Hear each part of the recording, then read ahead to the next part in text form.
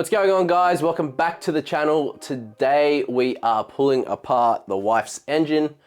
I don't have anywhere else to do it except for this room, so it's a bit of an obsolete kind of situation. I don't have a garage to do it in at the moment, but look, it'll make do. I've got a tarp down on the floor here, and I've also got a drain tray just in case I spill anything. It works, it works. This is also my gaming room as well. So I do stream on Twitch, Ragnar_AU on Twitch. If you guys are into gaming, I play a lot of Apex. Sometimes I play other games, like on Monday I played Forza, so that was a lot of fun. If that's something you guys are interested in, I'll drop the link down below in the comments and, in the description. Yeah, let's get to pulling this motor apart. So when pulling one of these engines apart, the first thing I normally do, which I find the easiest, is to take all the wiring off everything. So unclip all the sensors, like the crank angle sensor, the oil pressure sensor, water temp sensor, coil packs, because the actual wiring loom is attached to the manifold. So undo them from everything and then unbolt the manifold, take it all off as one. It's just a much simpler way than trying to undo the manifold in the two pieces, taking the TGVs off, just take it all off as one, and yeah, you got no problems. Sometimes wiring can be a little bit tricky to get some of the clips off. Sometimes it helps to get a thin flat blade screwdriver just to lift the tabs if you've got clearance for them. It just makes it a little bit easier to get them out.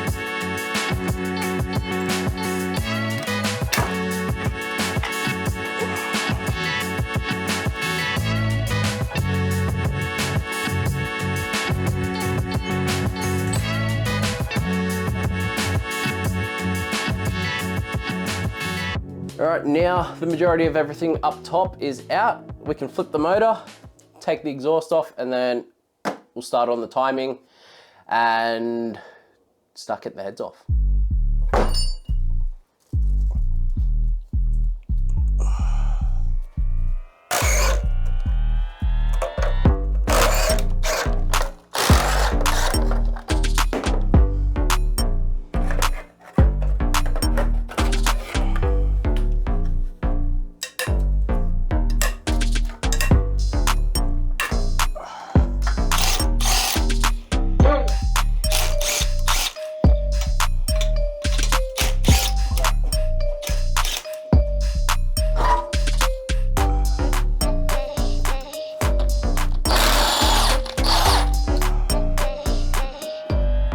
I put the crankshaft bolt back in just to make it easier to turn the motor over.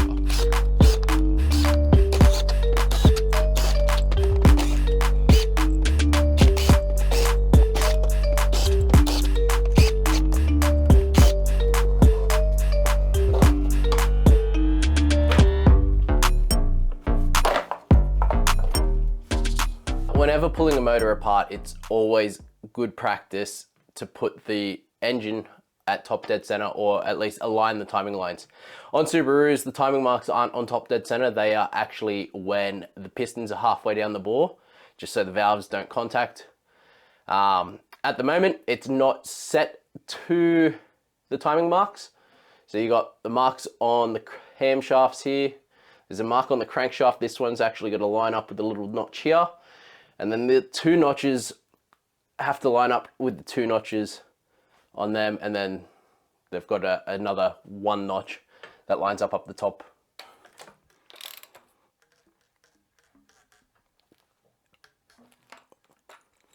So if you can see, you've got the notch lined up with the notch in the timing case. These two, they're not always perfect. You'll never get them perfect. I mean, it is a little bit off just because it is under spring tension, but this mark here is lined up with the little notch taken out of the case. This side here, they're lined up. That's lined up with the notch in the case, and same with over here.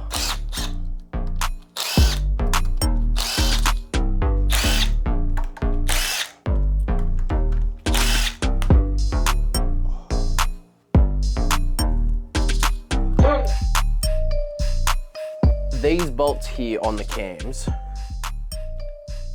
they're notorious for rounding. This one started to round already, as you guys can see.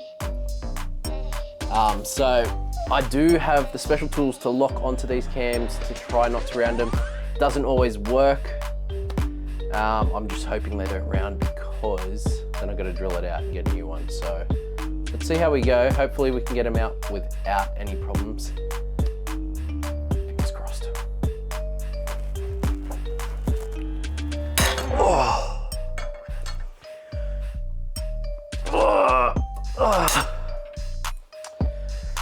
Goes to show how tight it is. Bugger. Last time I did break one of these tools, so I have gone to the local parts store and I have gotten another one. This one's an impact one, and it is also 1/2 inch. So it's a lot better suited than using a 1/2 inch to 3/8 step down like I was before. So let's have another crack at these bolts, see whether I can actually get them undone.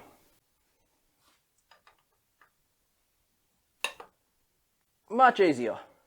And I've got to be extra careful with these ones, because these are actually a plastic cam gear, and these teeth here, even with the special tool, they're prone to cracking or shearing the edge off. If that happens, well, it just means I have to get another new one, and I don't really feel like doing that. So let's be nice and careful. Mount it on, there we go.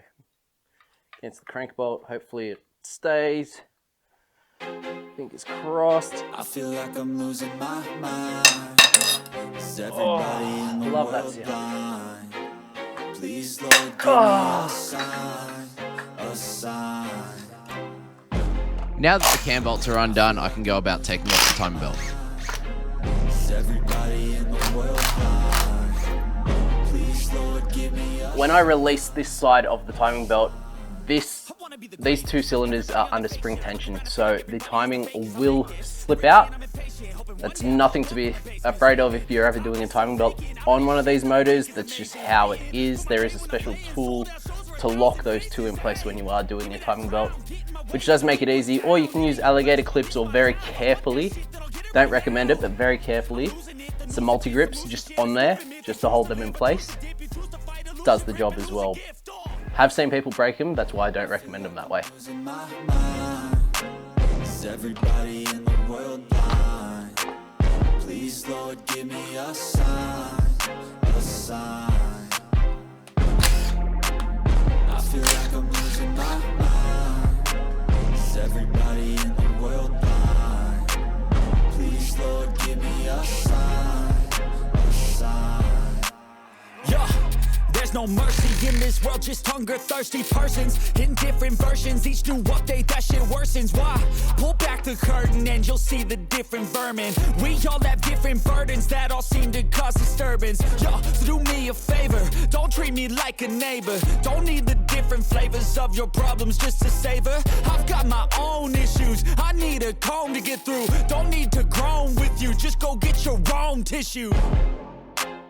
I feel like I'm losing my mind. Is everybody in the world blind? Please, Lord, give me a sign, a sign. I feel like I'm losing my mind. Is everybody in the world blind? Please, Lord, give me a sign, a sign. Now all of these head bolts can go in the bin, because I do have some new head studs to go in it, so they're useless.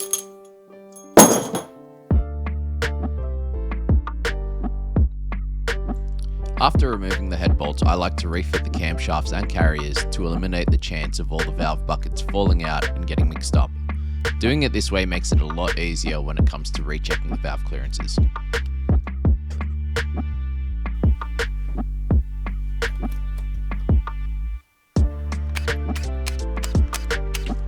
With one head off, it's now a matter of repeating the process on the other head.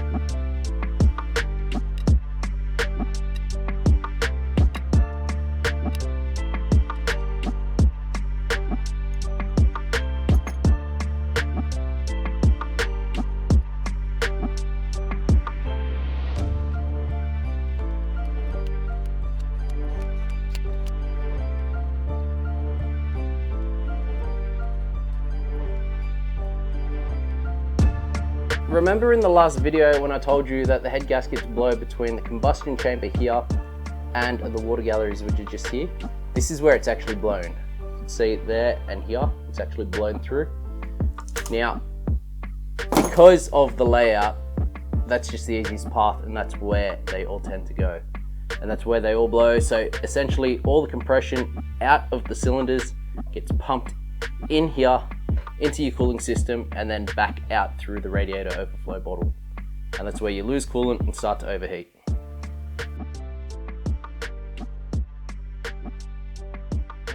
Well, there you go. The heads are now off, ready to go to the machine shop where they will have a full service with new valve stem seals and have all of the clearances checked. Between now and then, I do have to clean a few things on this engine block. There are some crusty leaves sitting on top of it, and I'll give it a good wash down. I have already checked to make sure that the block surface is flat, and luckily for me it is, so I don't need to pull the rest of the block apart. But that's about it for this video. I hope you guys enjoyed it. If you've made it this far and you like seeing content like this, like and subscribe. Be sure to catch you in the next one. See ya.